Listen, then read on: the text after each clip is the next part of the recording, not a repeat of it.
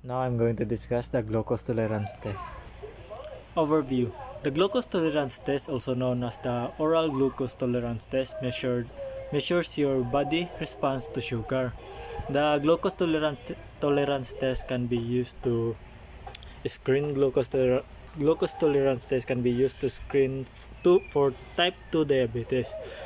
More commonly, modified version of the glucose tolerance test is used to diagnose gestational diabetes, a type of diabetes that developed during pregnancy. So why it's done? So the glucose tolerance test identifies abnormalities in the way your body handles glucose after meal. Often before your fasting, blood glucose levels become abnormal. So sa every time nga magkuhan ka ning glucose tolerance test, kay kailangan kag 8 hours para mag fasting. So magsugod ka gabi padlong buntag para then paggabi dapat ay pagka kuan na kay unsa ni basta magpakuan ka sa doktor, mao adto kag doktor dapat sayo gyud para makuan din yung blood glucose sa gikan ka sa fasting. So normal persons nga walay diabetes kay ang ilang kuan blood glucose basta gikan sila fasting kay nasa 10 mg per deciliter. So ang sa kanang na diabetes kay na sa mga 126 mg per deciliter. Ang katong padulungay palag kuan ani impaired glucose tolerance test, which is kanang padulungay palag diabetes kay nala sila sa 110 to 126 mg per deciliter. So kani sila nga ka person kay murag nana sila mga kuan kanang sani cardiovascular disease murag na bitaw padulungay na. So 1 hour after glucose administration nga kanang style ng glucose tolerance test kay kuan man na unsa ni paimnon kag syrupy nga mura siya liquid nga murag kanang honey nga tamis kayo. Then after 1 hour kuhaan na sad kanlag blood para may balon mo pila imong kuhaan blood glucose pag humagtay ka to. Then sa normal nga person kay nana sa 160 milligrams per deciliter. So kung diabetic ka nana siya sa mga not prescribed diri kay tungod kanang kanang dako gid lang blood glucose. So nana siya sa mga siguro 250 or 300 na bitaw. So sa impaired glucose tolerance test kay wala gyapon na lapas pag gyapon nag 200 ilaha. So after 2 hours kay kuha na sad kag dugo para matest kung pila imong blood glucose sa imong lawas. So sa normal nga person after 2 hours kay nana siya sa 140 milligrams per deciliter. Then sa diabetic person kay nana siya sa mga 200 pataas milligrams per deciliter. So ang katong impaired glucose tolerance kay nana sila sa mga 140 or 199 mg per deciliter. So di gid sila normal. So the risks associated with obtaining a blood sample are slight. After your blood is drawn, you may experience bruising or bleeding. You may also feel dizzy or lightheaded. In some cases, infection after your procedure is possible. So ang kuan gid pud nino kay basta kanang makakuan ka kaning basta mahutay ka ning glucose tolerance test kay nagi mang lagom imong kamot kay tungod na kuhag dugo or kanang usay kay dili pa mag blood clot kuha na sa dugo. So unsa ni ang kanang nagi possible nga magdugo siya basta sige kuhaan. So usay pod kay malipong o ang uban kay kanang napay possible nga magka infection. So how you prepare food and medication. It's important to eat and drink normally in the days leading up to the glucose tolerance test. Let your doctor know if you're ill or taking any medication, as these factors can affect the result of your test. So dapat imo gignan ng doktor nga ay doc na ako kanang gihilantan ko or kanang ako ginatik nga medication kay kanang possible ungod pud siya nga maka change sa result na siya nga maapektuhan ang result sa imong blood glucose. So next, so what do you expect? So before the procedure dapat magkuan ka tani study ka para makapasar ka sa test. Char lang, joke. So, before the procedure, for 8 hours before the test, you won't be able to eat or drink anything. You might want to fast overnight and schedule the test for early the following morning. So, sa para sa giyon ganyan, so mga 8 hours ka mag fasting para may balaan gyud kung pila ang normal blood glucose sa imong body.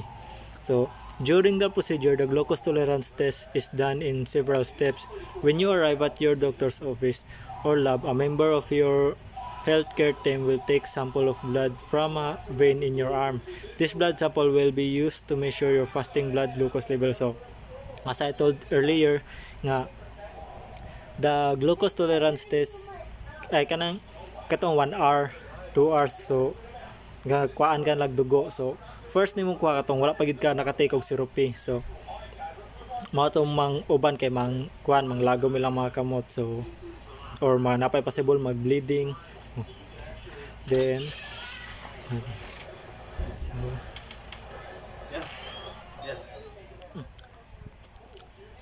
So type 2 diabetes. If you're being tested for type 2 diabetes, you will drink about 8 ounce or 237 millimeters of syrupy glucose solution containing 2.6 ounce or 75 grams of sugar. So katong giyon gani nga murag honey mo to ilang kuan murag ginainom nga tamis kay siya nga kuan nga klase sa tubig. So para may balaan kung unsa mura imong body sa anang kuan kanang blood sugar ay anang kuan sugar. So 2 hours later your blood glucose level will be measured again. So again kuan na sad ka every 1 hour kay ilang magkaginakuan og kuan na dugo. So para may balaan kung pila kanang unsa imong kuan blood glucose sa imong body. So, gestational diabetes. The American College of Obstetrician and Gynecologists recommends performing a 1-hour blood glucose challenge test to screen for gestational diabetes in low-risk pregnant women between 24 and 28 weeks of pregnancy. Your doctor may recommend earlier screening if you're at increased risk of developing gestational diabetes. Risk factors may include gestational diabetes in earlier pregnancy, family history or diabetes, obesity, having a medical condition associated with the development of diabetes such as metabolic syndrome or polycystic ovary syndrome. So,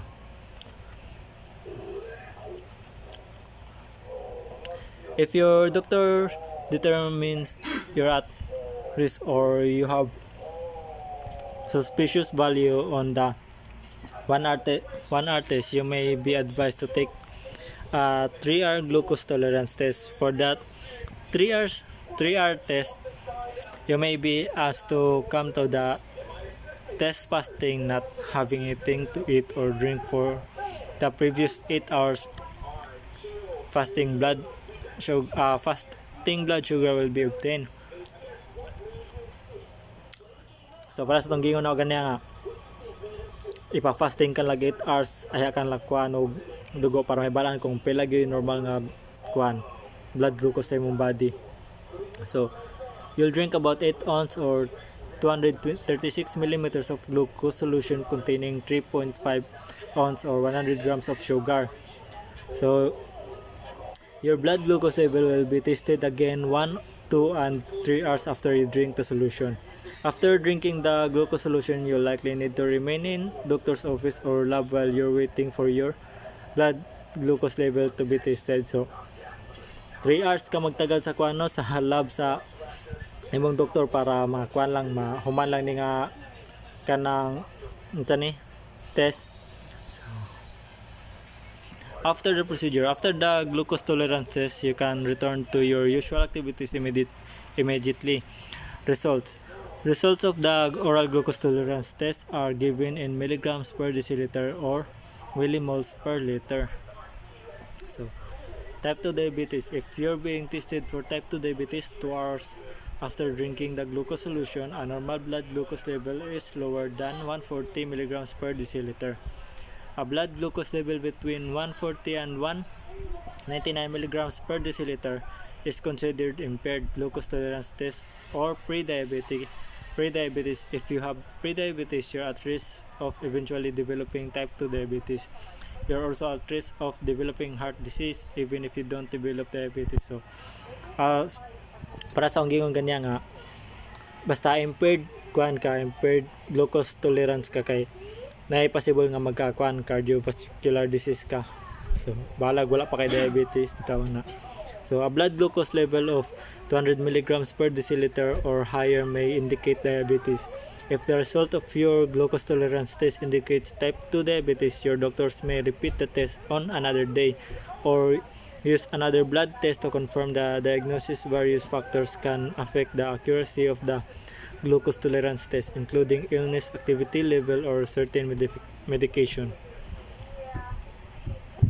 So, kani nga chart kay basta kaning kuan sky blue mo na siya igapakan nga hypoglycemia. So, ubos sa 100 mo na ikuan nga hypoglycemia ka. Pag maabot na siya 100 or 110, so mo na siya ang normal nga blood glucose. So, kanang kanang pula nga kuan line kay mo na siya gapasabot nga kanang sa taas-taas na gamay mong blood glucose. So, kaning mild, kaning green nga line kay mo na siya ikuan nga para sa nang impaired glucose, kanang mana sila mo ikuan kanang padulungay kanang pa-diabetes na gino, kanang magkakuan na ng cardiovascular disease. So, kaning severe kay mo na siya tong maabot na gitag 350 lang kuan blood glucose. So, delikado na gini sila.